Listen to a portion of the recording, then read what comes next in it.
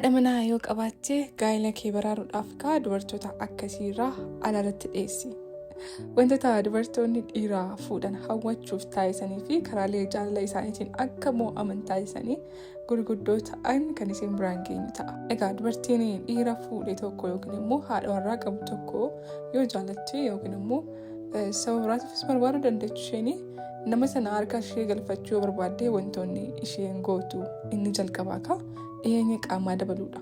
Kana jechuun haala dhugataa ta'een garuu ammoo walirraa hin cinne yeroo baay'ee sababa ittiin isatti dhiyaatu barbaaddi. Kun immoo kutaa tokko keessa waliin jiraachuu qofa osoo hin taane yeroo inni bira hin jirre sammuu isaa to'achuudhaan waa'ee ishee qofa akka yaadu gochuudha. Kan waliin hojjetan yoo ta'e walgahii irratti illee teessuma isa cinaa taa'uu filatti. Itti qophooftee daandii irratti isa eeguudhaan tasaa akka wal quunnamanitti fakkeesti. Yeroo isa cinaa jirtutti sochii qaamaa ishee hundi miiraa kan kakaasudha. Yeroo haasoftullee tapha keessa situttuqxi jechuudha. Kanaaf dubartii akkasiirraa haadha warraa qabaattee of fageessisiin jechuun ni barbaada. Inni lammaffaan wanti isheen gootu walitti dhufeenya hiriyummaa fi namoonni waliin hojjetan qabaatanii ol si wajjin hidhannoo qabdi jechuudha dubartiin kun. Sababa malee yeroo hunda si barreesti. Ergaan ishees yeroo hunda qoosaa dhuunfaa fi walquunnamtii saalaan guutamedha. Sa'aatii itti mana baatuu fi galtuu hubachuudhaan yeroo ati kophaa itti taatutti ganama yeroo ati hojii deemtuu fi galgala yeroo hojii baatu kan si bilbiltuudha.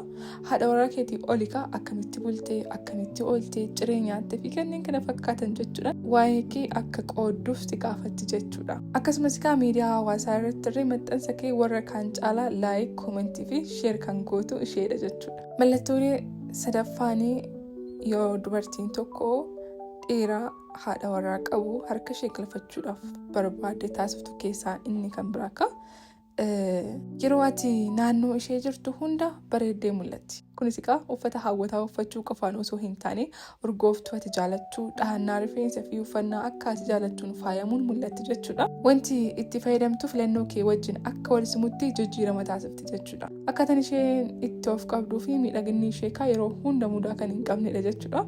Yeroo hunda qulqulluu fi humni isheerra kan hin buunedha. Kunis sagantaa qofaaf osoo hin taane carraaqqii walirraa hin cinne sirna guyyaa guyyaan si hawwachuudhaaf taasiftuudha jechuudha. Inni afuraffaan haasofni kee hundi ishee kofalchiisa. Qoosaan baay'ee dilee ta'ellee yeroo ati dubbattu kan ishee bashannansiisudha. Ati nama addaa fi hawwataa akka taate akkasumas ammoo siin wal arguun akka ishee bashannansiisu sitti himuun irra deddeebiin akka wal agartanii fi walitti dhiyaataniif daandii mijeessite jechuudha. Shanaffaarra geenye jira. Maalidha waan isaa? Laayikii godhaadha. Sheer godhaadha.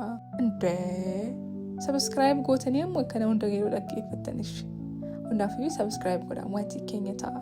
Yoo isin fayyada jechuudha. Shanaffaan yeroo baay'ee dhimmoota adda addaa irratti gorsa kee barbaadde jechuudha. Ilaalcha keef iddoo guddaa kenniti. Kun yommuu dhimma hojii qofa irratti kan daangeffame miti. Murtoo dhuunfaa irrattis yaada kee gaafatti jechuudha. Gaafin ishee karaa jireenya ishee keessatti si hirmaachisu miira walitti dhufeenyaa fi wal amantaa uumuudha. Yaada kee ni kabajji. Yeroo tokko immoo ilaalcha mataa ishee kan kee wajjin akka wal simuutti jijjiirti jechuudha. Inni dhumaa waa'ee kee akka ishee yaaddessu sitti himti. Bakka hojiitti yoo aarteetta ta'e wanti si yaaddessu yoo jiraate waa'ee keef akka dhimmamtu yeroo hundaa akkasii dhaggeeffattu ati isheef barbaachisaa akka taate muuxannoo fi yaada keetiif iddoo guddaa akka kennitu sitti agarsiisuun qaama fi qalbii kee to'atte jechuudha. Mallattoolee kana qofa miti mallattoolee hedduutu jira. Yoo jaallattan koomentii irratti paartituu jechuun barreessadha. Kan itti aanu isiniif hin qabadee dhufa jechuudha. Galatooma.